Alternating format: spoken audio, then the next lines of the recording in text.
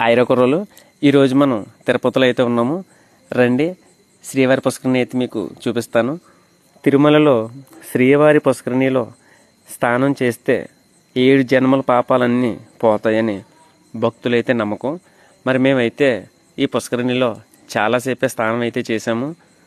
మరి పుష్కరిణిలో స్నానం చేసిన తర్వాత వెంకటేశ్వర స్వామిని దర్శనం చేసుకునే ముందు ఇక్కడైతే మొట్టమొదటిగా శ్రీ వరాహ స్వామివారిని అయితే దర్శనం అయితే చేసుకోవాలి.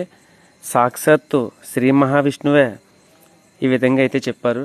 కాబట్టి తిరుపతిలో మొట్టమొదట శ్రీ వరాహ స్వామివారిని దర్శనం చేసుకున్న తర్వాత శ్రీ వెంకటేశ్వర స్వామిని అయితే మరి దర్శనం అయితే చేసుకోవాలి. మరి మీరు తిరుపతి ఎన్నిసార్లు వెళ్ళారో నాకైతే కామెంట్ చేయండి కుర్రలు. ఇంకా వెళ్ళలేని వాళ్ళు ఎవరైనా ఉంటే ఆ కలియుగ వెంకటేశ్వర స్వామిని అయితే దర్శనం చేసుకోండి. లైక్ చేయండి, షేర్ చేయండి, ఫాలో కొట్టండి.